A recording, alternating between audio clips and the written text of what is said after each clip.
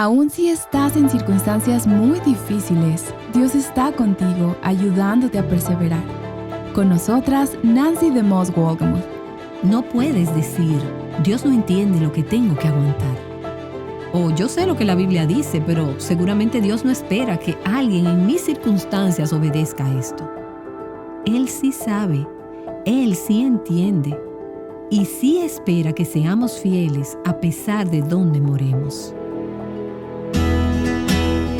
Estás escuchando Aviva Nuestros Corazones con Nancy DeMoss Wolgemuth en la voz de Patricia de Saladín. Hoy es 26 de mayo de 2023.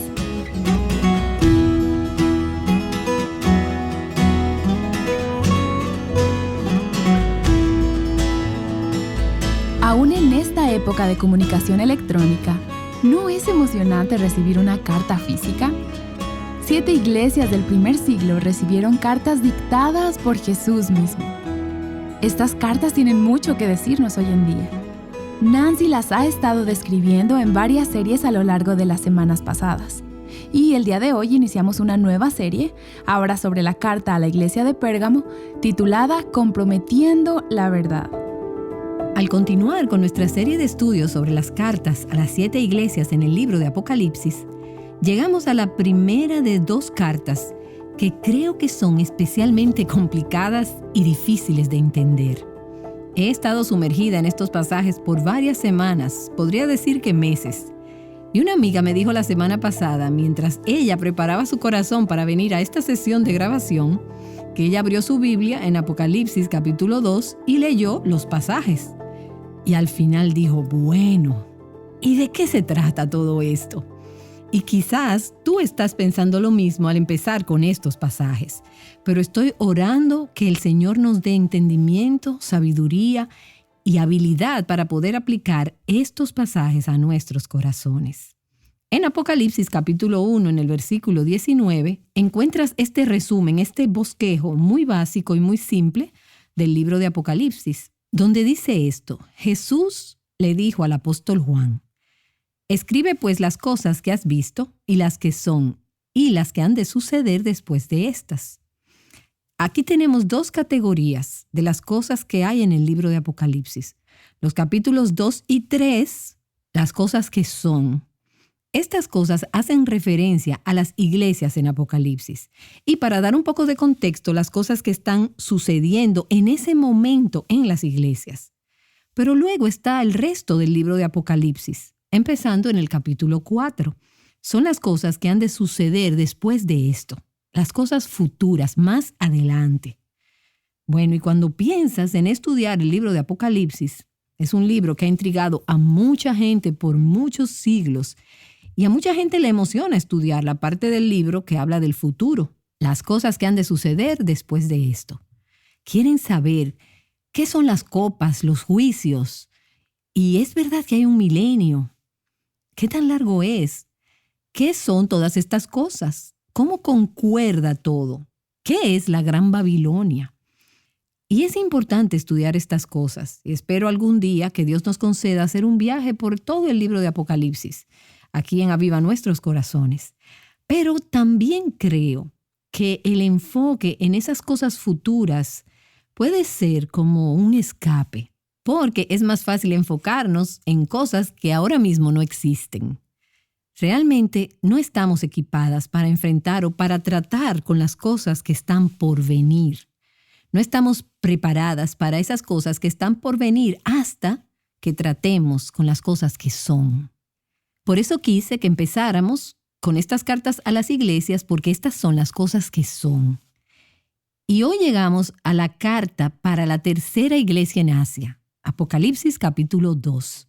Déjame leer la carta empezando en el versículo 12 y luego en los próximos días vamos a simplemente ir frase por frase y ver lo que tiene que decir a nuestros corazones en el día de hoy. Apocalipsis capítulo 2 versículo 12. Y escribe al ángel de la iglesia en Pérgamo. O algunas de sus traducciones podrían decir Pérgamos, que es lo mismo que Pergamum. Escribe al ángel de la iglesia en Pérgamo. El que tiene la espada aguda de 2 filos dice esto: Yo sé dónde moras, donde está el trono de Satanás. Guardas fielmente mi nombre y no has negado mi fe, aun en los días de Antipas, mi testigo, mi siervo fiel, que fue muerto entre vosotros, donde mora Satanás. Pero tengo unas pocas cosas contra ti, porque tienes ahí a los que mantienen la doctrina de Balaam, que enseñaba a Balac a poner tropiezo ante los hijos de Israel, a comer cosas sacrificadas a los ídolos y a cometer actos de inmoralidad. Así tú también tienes algunos que de la misma manera mantienen la doctrina de los nicolaítas. Por tanto, arrepiéntete. Si no, vendré a ti pronto y pelearé contra ellos con la espada de mi boca. El que tiene oído, oiga lo que el Espíritu dice a las iglesias. Al vencedor le daré del maná escondido y le daré una piedrecita blanca, y grabado en la piedrecita un nombre nuevo, el cual nadie conoce sino aquel que lo recibe. Bueno, todo esto es un poco abrumador. Puede que tiendas a querer pasar por encima del pasaje al leerlo o al escucharlo. Pero sabes, al estudiar la Escritura, tenemos que recordar primero que la Escritura es inspirada por Dios y es de provecho, la necesitamos. Así que necesitamos este pasaje. Y también tienes que recordar que no hay atajos para entender y estudiar la palabra de Dios. Entonces, si quieres enterarte de lo que significa este pasaje, puedes hacer exactamente lo que yo he estado haciendo en estas últimas semanas y meses. Leerlo y releerlo y releerlo y reflexionar y tomar cada frase y compararla con pasajes similares en otras partes de la Escritura. Así es más o menos la manera en la que vamos a caminar por este pasaje en los días que vienen. Bueno, y para poner esta carta a la iglesia de Pérgamo en contexto, recuerda que la primera iglesia fue la iglesia de Éfeso, que fue alabada por tener una doctrina correcta y por tratar con los falsos maestros. Pero, ¿recuerdas qué le faltaba a la iglesia en Éfeso? Le faltaba el amor, les faltaba corazón, pasión por Cristo. En contraste con esto, las iglesias en Pérgamo y Tiatira, la tercera y la cuarta iglesia, fueron alabadas por varias virtudes cristianas, incluyendo el amor en el caso de Tiatira, pero tenían problemas doctrinales que necesitaban corregir. Entonces, el énfasis en estas cartas es acerca de la verdad, que determina la manera en la que vivimos. La doctrina, las creencias determinan nuestra conducta, nuestro comportamiento. El amor y la verdad. Hay una tendencia en nuestras iglesias a enfatizar una y a descuidar la otra, pero las necesitamos las dos. Y la Escritura habla sobre hablar la verdad en amor. Pablo les dice a los filipenses, quiero que crezcan en amor y discernimiento. Tanto la verdad como el amor son señales de una iglesia fiel, señales de un creyente fiel, un hijo de Dios, y de los problemas que confrontaron estas 7 iglesias. Estos son 2 de los primeros problemas. En el caso de Éfeso, el amor, y en el caso de Pérgamo y Tiatira, la verdad. La Escritura dice, escribe al ángel de la iglesia en Pérgamo. Ahora, hablemos por un momento acerca de Pérgamo. Se me hace fascinante ir de regreso y aprender sobre estas ciudades y las iglesias en estas ciudades, porque nos ayuda a entender el contexto en el que hubieran recibido estas cartas. Como hemos visto, las 7 iglesias, estas 7 ciudades, están en la secuencia en que un cartero hubiera viajado y hubiera llevado las cartas de una iglesia a la siguiente. Van más o menos como en un círculo, empezando con Éfeso y terminando en la Odisea. Y entonces llegamos ahora a Pérgamo, que está a unos 88 kilómetros al norte de Esmirna, que era la ciudad anterior. Pérgamo era la capital en la provincia romana de Asia, e históricamente pudo haber sido la ciudad más grandiosa en Asia. Estaba obsesionada con las riquezas, con la moda. Nada más piensa en las grandes capitales de los países del mundo hoy en día. Era también una ciudad universitaria. Tenía una biblioteca famosa que contenía más de 200,000 libros. Bueno, y eso es mucho para cualquier biblioteca, pero en especial si piensas en el hecho de que estos libros tenían que ser escritos o copiados a mano. Era una ciudad académica y era también una ciudad que estaba entregada a la idolatría y a la adoración de muchos dioses paganos. A través de esta ciudad podías ver cientos de templos devotos a sectas y la adoración a los ídolos. Era un centro de adoración a César o de adoración imperial. Pérgamo presumía el templo más antiguo de adoración al emperador en Asia Menor. Y recuerda que los césares demandaban ser adorados como Dios. Igual que los faraones de Egipto en el Antiguo Testamento, el César romano decía: yo soy Dios, alábenme como a Dios. Entonces, cuando consideras a los dioses paganos y a esta adoración imperial, te das cuenta de que este era un lugar especialmente difícil y peligroso para los cristianos. Por causa de su significado político como la capital de la provincia y por la presencia de tantos soldados romanos en la ciudad, era especialmente peligroso para los cristianos. De hecho, las primeras ejecuciones de cristianos en el Imperio Romano tal vez se llevaron a cabo en Pérgamo. Y leemos acerca de una de ellas en esta misma carta. Y la razón era que los cristianos rehusaban inclinarse a César. Rehusaban creer en el sistema de adoración pagana. Un comentario que leí acerca de este pasaje decía: en Pérgamo, un cristiano estaba en peligro los 365 días del año. Entonces, ser un cristiano era una profesión seria y peligrosa en esos días. Bueno, y a esta iglesia, la Escritura le dice: el que tiene la espada aguda de 2 filos, dice esto. Como hemos visto, la descripción de Jesús, quien está mandando estas cartas, en cada una de estas cartas, su descripción es tomada de la imagen de Jesús que se nos da en Apocalipsis capítulo 1. Entonces hay diferentes maneras en las que Jesús es descrito en Apocalipsis 1. Y en cada una de estas cartas, Jesús escoge una o más de estas características en la cual esa iglesia en particular debe enfocarse. En este caso, las palabras son: el que tiene la espada aguda de 2 filos.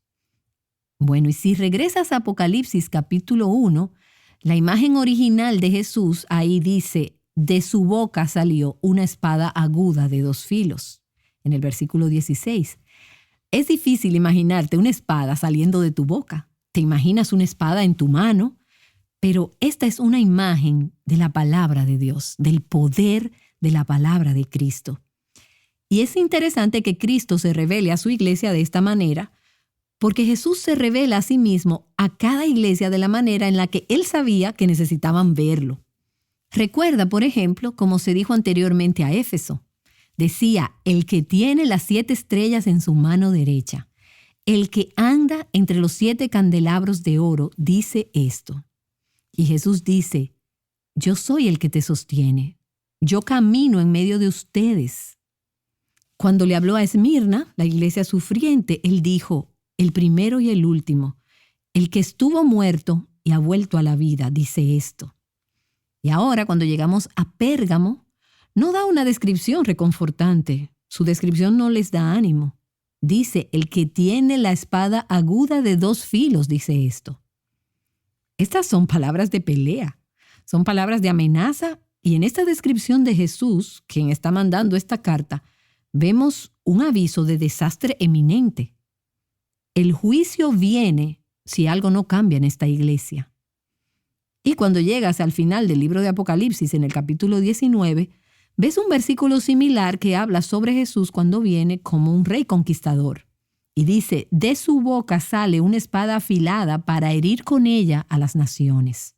Se presenta aquí como un juez, como uno que va a ejecutar juicio contra las naciones paganas y malvadas que no quieren arrepentirse. Pero en este caso, la espada de Jesús en su boca no es para tratar con las naciones paganas, sino para tratar con la iglesia. Para tratar con la gente en la iglesia que está creyendo enseñanzas que los estaban llevando a un comportamiento impío. Y como dijimos, la espada es un símbolo, es una imagen de la palabra de Cristo, de la verdad de la palabra de Dios. Es la palabra de Dios que revela los errores doctrinales y que rectifica las cosas en la iglesia. Ahora, Jesús les dice en el versículo 13 a los creyentes en Pérgamo: yo sé dónde moran. ¿Y dónde es eso? Donde está el trono de Satanás. Yo sé dónde moras, donde está el trono de Satanás. Y luego al final del versículo 13 dice: donde mora Satanás. Bueno, y los cristianos en Pérgamo escucharon esta descripción. Yo sé dónde moras, donde mora Satanás, donde está el trono de Satanás. Y puede ser que esto les trajera a la mente el altar de Zeus, que era un altar o un asiento gigante de unos 13 metros de altura, un altar al dios pagano Zeus. Y este trono, este asiento, estaba en una ladera elevado sobre la ciudad de Pérgamo. Entonces, tal vez cuando ellos pensaban en el trono de Satanás, es posible que pensaran en este altar de Zeus. O tal vez pensaban en el trono de César figurativamente. César o otros dioses paganos. Todos representaban una amenaza satánica y diabólica para la iglesia. O puede que pensaran en uno de los dioses principales que se alababan en Pérgamo, el dios llamado Asclepio. Bueno, quizás tú no sepas nada acerca de este dios. Yo no sabía nada tampoco. Pero Asclepio era conocido como el dios de la medicina y de la sanidad. A veces le llamaban Asclepio el Salvador. Y el símbolo de este dios de la medicina y de la sanidad era una serpiente. En este templo había cientos de serpientes no venenosas que se deslizaban libremente sobre el piso. Y se suponía que estas serpientes eran encarnaciones del dios mismo. Así que la gente enferma iba y pasaba la noche en el piso de este templo, y si una de las serpientes se deslizaba junto a él en la oscuridad y lo tocaba, se pensaba que la persona enferma había sido tocada por el Dios mismo y sería sanada. Bueno, ¿y qué te parece este punto de vista de la medicina? Los cristianos que conocían el Antiguo Testamento entendían que esa serpiente era un emblema de Satanás. Entonces, cuando Jesús dice: yo sé dónde moras, dónde está el trono de Satanás, tal vez pensaban en esto. Uno de esos dioses paganos simbolizados por una serpiente. De todas maneras, sabemos y vemos ilustrado en este pasaje que Satanás es un enemigo real. Él se opone a Dios, se opone al pueblo de Dios, se opone al reino de Dios. Satanás está detrás de las cosas que estamos viendo en el mundo que no le agradan a Dios. Tú moras donde está el trono de Satanás. ¿Y un trono es una imagen de qué? Es una imagen de autoridad, un asiento de autoridad. Es un recordatorio de que Satanás reina sobre otros ángeles caídos que están bajo su control.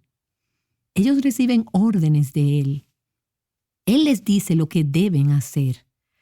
Y entonces ellos llevan a cabo sus propósitos en el mundo, aun mientras los santos ángeles llevan a cabo los propósitos de Dios en este mundo. Y en ese sentido, Satanás tiene un trono en este mundo, desde donde da órdenes y le da direcciones a aquellos que siguen sus mandatos. Satanás establece, yo creo, una base de operaciones en los diferentes tiempos y en los diferentes lugares. Es posible que su trono no esté nada más en un lugar. Puede que se mueva de un lugar a otro, en un sentido que haga residencia. Tome autoridad y establezca sus operaciones, su asiento, en diferentes tiempos y en diferentes lugares. El asiento de Satanás es frecuentemente el asiento de poder e influencia mundial y de orgullo académico. Estas son cosas que existían en Pérgamo y son cosas que hacen que Satanás diga muchas veces: déjame tomar el control aquí. Aquí puedo encontrar una base de operaciones.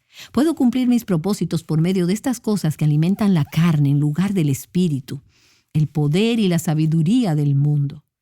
Entonces Pérgamo era un lugar donde Satanás ejercía autoridad y había fuerzas potentes en acción en contra de Dios. Bueno, ese es el punto. Jesús le está diciendo a las personas en Pérgamo: yo sé dónde moras. Pero ahora quiero que consideremos la palabra morar por un momento. Hay una palabra que generalmente se usa en el Nuevo Testamento, en el idioma griego, y esa palabra significa estadía, estancia, es tener una residencia temporal. A los escritores del Nuevo Testamento les encantaba usar esta palabra para los cristianos porque querían recordarles que este mundo no era su hogar. Este mundo es un lugar de estancia temporal. Pero esa no es la palabra que se usa aquí. Cuando Jesús dice, yo sé dónde moras, Él usa una palabra diferente. Una palabra que se refiere a una residencia permanente, establecida. No es un lugar de vivienda temporal, sino una residencia permanente. Lo que Jesús está diciendo es, yo sé que están viviendo en un territorio hostil y que esta no es una posición temporal o de corto plazo. Es temporal en el esquema final de las cosas, pero tienes que vivir ahí por un buen tiempo. Están ahí y no a corto plazo. Y por cierto, él usa la misma palabra cuando dice, este es el lugar donde mora Satanás. Satanás no está ahí a corto plazo tampoco. Satanás ha tomado esa ciudad como su residencia y planea quedarse ahí. Y tú moras, tú vives en esa ciudad y te tienes que quedar ahí. Entonces es de suponer que va a haber conflicto cuando tienes cristianos con lealtad a Cristo viviendo en una ciudad y también tienes a Satanás viviendo en la misma ciudad. Y la implicación es que no hay escape. No puedes salirte. No puedes simplemente empacar tus maletas y dejar esta ciudad, abandonar esta ciudad donde están obrando todas estas fuerzas en contra de Dios. Estás, en cierto sentido, atorada ahí. No puedes huir. Pero este es el lugar al que has sido llamada para vivir y demostrar tu fe en Cristo. En el lugar donde mora Satanás, donde Él ha establecido su trono. Ahí es donde debes demostrar lo que significa ser cristiana, una verdadera cristiana, hija de Dios. Amigas, Jesús sabe dónde moran. Él sabe dónde viven. Él conoce las circunstancias, la situación en la que se encuentran. Él sabe a lo que se enfrentan, los desafíos que enfrentan donde viven. Él sabe que algunas de estas circunstancias no van a ser a corto plazo, que no vas a salir de ellas fácilmente. Estás morando en esa situación. Podría ser tu matrimonio, podrían ser problemas en tu hogar de origen, podría ser tu trabajo, tu escuela. Tal vez tienes un compañero de cuarto que es ateo o un profesor que se burla de tu fe. Tal vez en tu trabajo o en tu comunidad estás rodeada de estilos de vida, de influencias y valores paganos y profanos. Puedes sentirte como que literalmente moras en el trono de Satanás. Es donde mora Satanás. Es un lugar difícil donde vivir. Es difícil quedarte en ese matrimonio. Satanás mora ahí y ha establecido una base de operaciones.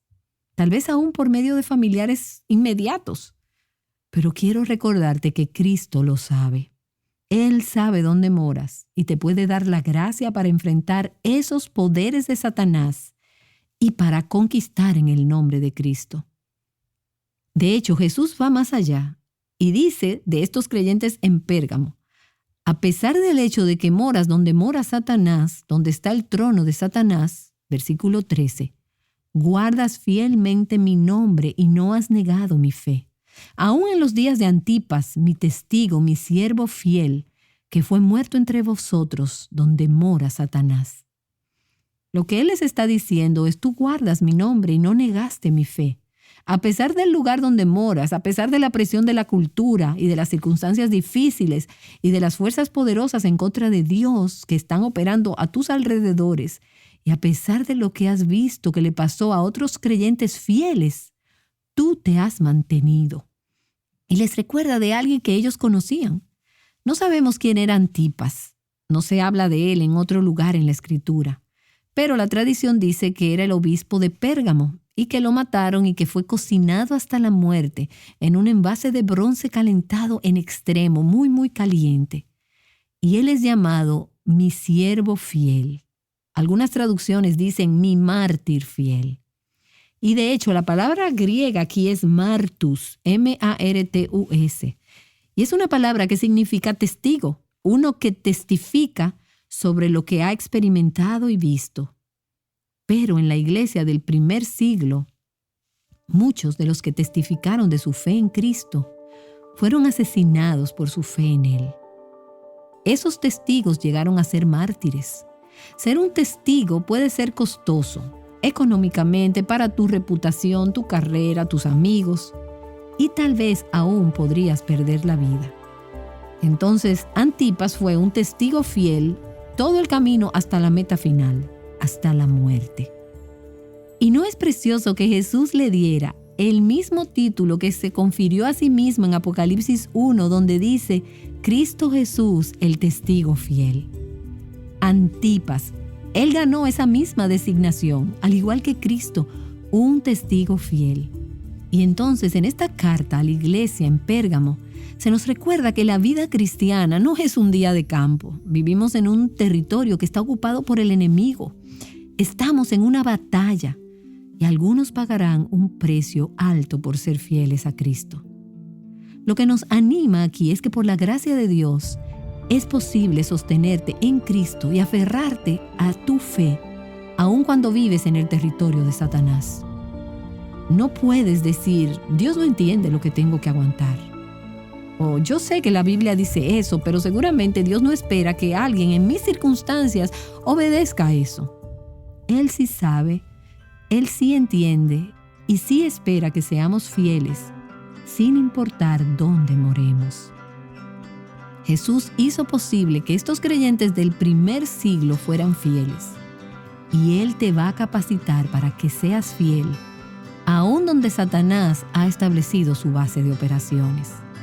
Déjame recordarte que tu testimonio fiel en ese lugar de oscuridad le va a dar un golpe a Satanás y a su reino.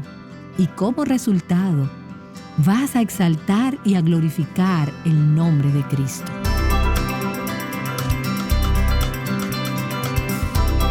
Dios conoce dónde vives. Este es un mensaje que provee consuelo y que demanda una responsabilidad.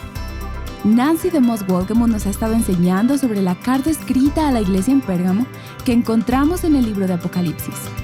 Ella ha estado abordando las 7 cartas a las 7 iglesias en Apocalipsis a lo largo de estas semanas. Satanás frecuentemente ataca a la iglesia de 2 formas: la aniquila o la adapta.